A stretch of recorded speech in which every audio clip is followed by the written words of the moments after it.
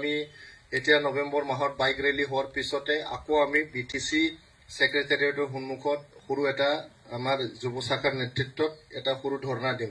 ধৰ্ণাটো হ'ল আমাৰ মানুহক ঠগালে। গ্যাৰেণ্টি দিছিলে 5টা। প্ৰথম গ্যাৰেণ্টিটো আছিলে সকলোকে মাটি পাট্টা দিব। এতিয়া মাটি পাট্টা নিদি কৈ আছে যে ৰিটায়াৰ্ড মণ্ডল ৰিটায়াৰ্ড কানাংগু বিলাক লৈ আহিব, তেতিয়াহে কামটো হ'ব বুলি। আৰু এক্সিষ্টিং মণ্ডল বিলাক লৈ পেলাই কৰিব নোৱাৰে নেকি? মণ্ডলটো আছে না সাৰ্কেল অফিচত না নাই? মণ্ডল আছে যথেষ্ট। এতিয়া বোলে ৰিটায়াৰ্ড মণ্ডল বিচাৰি পোৱা নাই, কানাংগু বিচাৰি পোৱা নাই নেকি কৈ আছে। এইটোতো প্ৰথম গ্যাৰেণ্টিটো মিছা কথা ক'লে। দ্বিতীয় গ্যাৰেণ্টি কৈছে ইউথ ডেভেলপমেন্টৰ কাৰণে 100 কোটি দিব। 100 কোটি এতিয়ালৈকে দিব পৰা নাই, 1 পইচাও দিব পৰা নাই। কৈ আছে কিবা সেৰিকালচাৰ হেণ্ডলুমৰ কিবা এটা কৰিব বুলি কৈছে।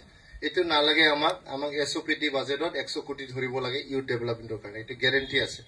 3 নম্বৰত কৈছে মহিলা সবলীকৰণৰ কাৰণে 40 কোটি দিব বুলি। 40 পইচাও দিয়া নাই, 2টা এচি হৈ গ'ল। এটা আমি ধৰিব লাগিব, ক'ব লাগিব এতিয়া।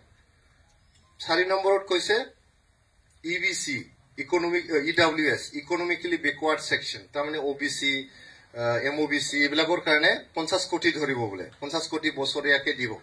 50 পইচাও দিয়া নাই এতিয়ালৈকে।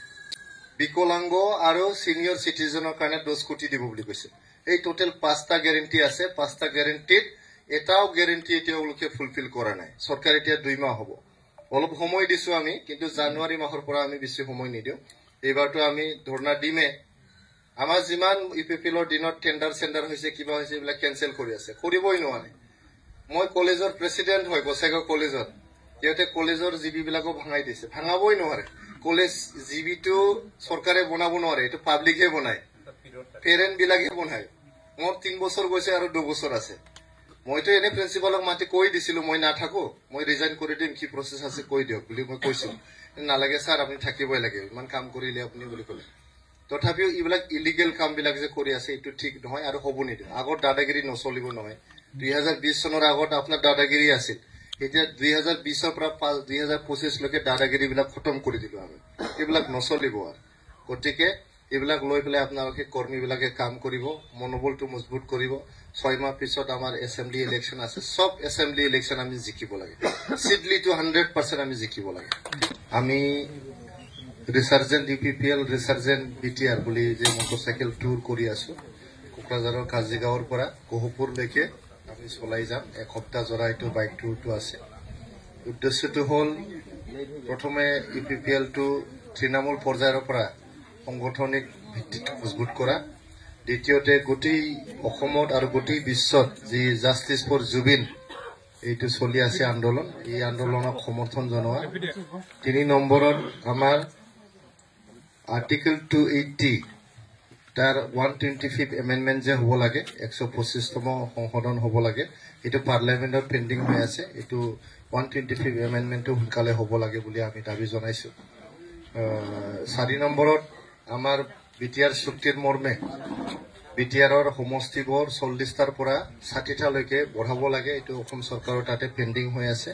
গতিকে 40টাৰ পৰা 60টা সমষ্টি বনোৱাৰ যে ডিলিমিটেশ্যন প্ৰচেছ, এইটো সোনকালে কৰিব লাগে বুলি আমি দাবী জনাইছো।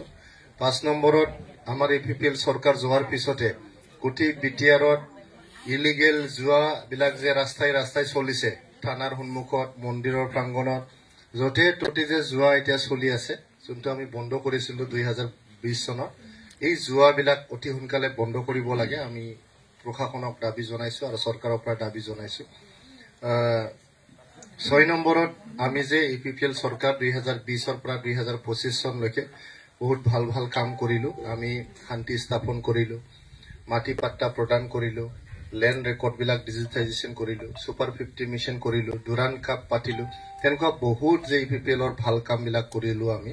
এই কামবিলাক আমি এতিয়া সমাজৰ মাজত হাইলাইট কৰিব লাগে, লৈ যাব লাগে। 3.5 লাখতকৈ অধিক PMAY ঘৰ বনাই দিলো 5 বছৰৰ ভিতৰত। সিহঁতে 17 বছৰত 45,000 ঘৰ বনাব পৰা নাই। আৰু আমি অলৰেডি 3.5 লাখতকৈ অধিক ঘৰ আমি সাৰ্ভে কৰি জিঅ'টেক কৰি থৈ আহিছিলো।